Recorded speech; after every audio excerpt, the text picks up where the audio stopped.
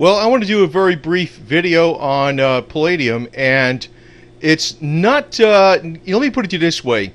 I'm going to tell you the real get-go why you're not hearing a lot about palladium, because they can't really get enough people into it to rip them off and play a pump and dump operation on, because it's that tiny of a market. You know, whereas the silver market is, even though they say it's a tiny market, it's big enough where they could play a pump and dump operation against people and nail them, basically. Now, I'm not saying that now in light of what happened here recently, but I'm telling you later on you're going to see a lot of buyers move into silver when it hits record highs because the sky is falling, because all those conspiracy channels and people that are associated with the top silver pundits are going to be telling you to buy. Now, if you bought now or you bought when it was 20-something, you're fine, definitely fine for any type of investment, even in the medium term, okay? Now, palladium has been doing pretty well, except recently it got hammered from, I guess, 900 to what, 770 something? It was over 900. Now, I stated I would have sold this stuff at 900 if I had it electronically. I no longer had it electronically, but I'm not going to play around, buy and sell with the, dealer market. But anyway, I'm displaying here is a pie chart. Now, this is from 2011. It might be a little different now. I know Russia's production varies between 41 and 43% of the global market. South Africa is 38%. So basically between those two countries, you have 80% of the global market. Okay, Zimbabwe, other includes Australia. United States, 6%, mainly Stillwater. Canada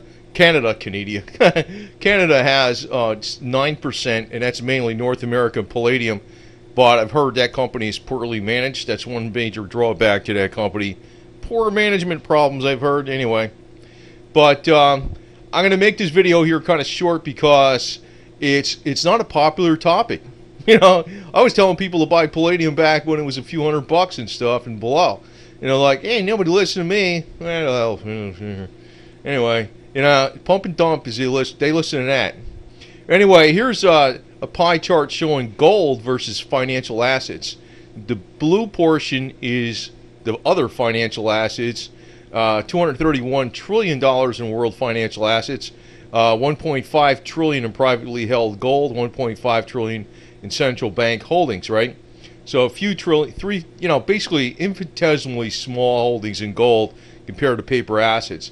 But compare that to palladium.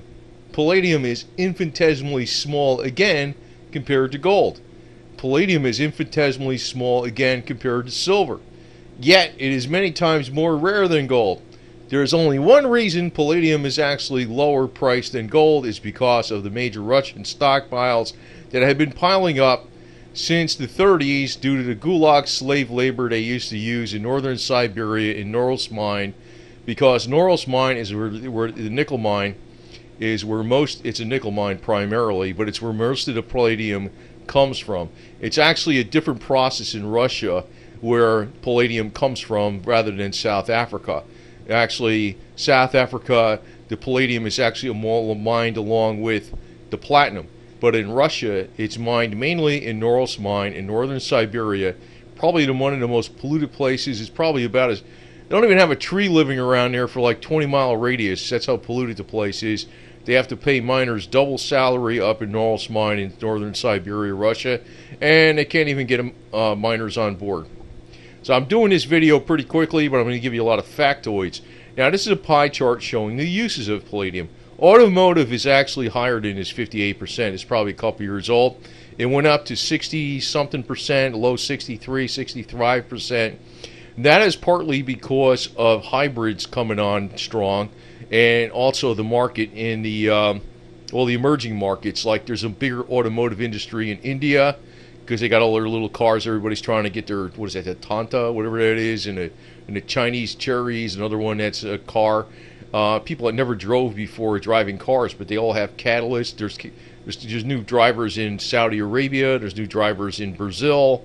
So, and also there's more stringent standards with the hybrid. The hybrids actually use about 30% more hybrid cars, the ones that are electric and gasoline. They actually use about 30% more palladium per car. So there's a lot more usage there. And also, there's a lot more stringent rules coming on board with off-road machinery for farm equipment and tractors and things, that they must use catalysts on their vehicles before, and it was never under regulation for that before. So actually this catalyst requirement is actually above 58%. Electronics 16%.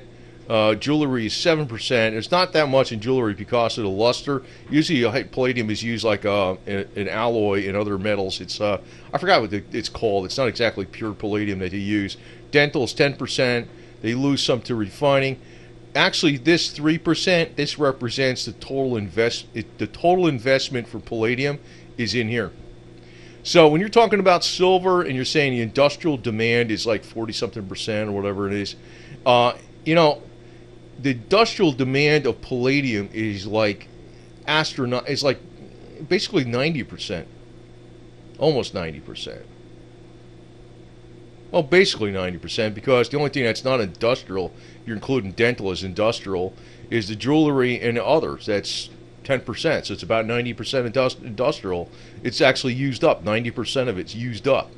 I mean, you don't take it out of the dental every freaking year. You don't take it out of the electronics. And actually, the demand has exceeded the supply every year in the last few years. That's partly why it's going up.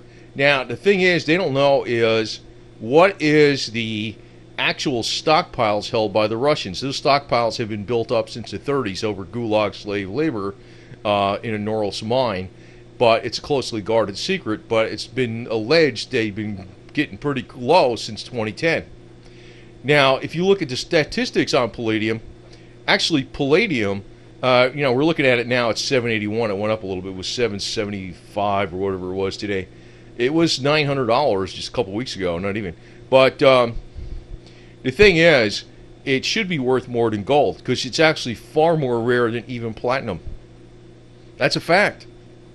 But I'm telling you right now, they can't. You see, the people that play the pump and dump operation can't get, which I'm not part of, they can't get enough people to scam to get into this market because it just won't work. It's that damn small. You know, it's just too small to get a number of people in it. It's that small of a market. But the problem is there's only one replacement for palladium, and that is platinum. And platinum typically is 1.4 times the price of gold. A lot of times it's twice the price of gold, especially during normal times. On average, it's 1.4 times the price of gold, but during normal times, if you just, you know, you take out the recessionary times, and normal times, it's twice the price of gold. Palladium should be higher than that. And actually, the only thing that can replace palladium right now is platinum. Period. That's it. So why aren't these two metals equally priced? It's because of the Russian stockpiles. Actually, when it was rumored that the Russian stockpiles were running out back in 2001, palladium shot up to 4 times the price of gold briefly, and Ford Motor Company bought it, which I tend to think was some kind of setup deal on the inside. Now, I think that might happen again, but I'd be leery of how high a spike can go, because, you know, these things, though, it's like you never know what the hell something can go up to. Palladium probably has the best potential to make the most money. But you're not going to hear about this too much because they can't get a lot of people to invest in it, because there just isn't enough of it to go around anyway. So, I mean, they just can't scam enough people with this deal. It's too small of a market.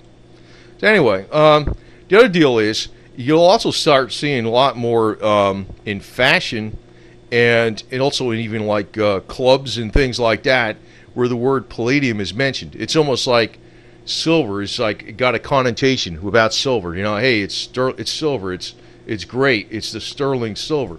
Then gold is higher than that. Then platinum is higher than that. Now it's almost becoming like a connotation that palladium is the highest, the brand new, the noble metal that, you know, it's not brand new. Actually, well, it was discovered in the 1800s, but basically it's something that is coming on stronger to actually have another meaning that it is even above platinum. And I think it actually is going to wind up being that way in price. So if you are thinking about gold going up, palladium should be going up more. But like I said, these couple of videos, I've put out many palladium videos, and they don't get a lot of attention. And it's like, I really can't give you daily news on it, and if anybody gives you daily news on it, they're probably full of it, because there's like, it's really, you can only give you basic news. Nobody really knows what's going on the inside with the palladium markets. It's like, nobody knows. Nobody knows.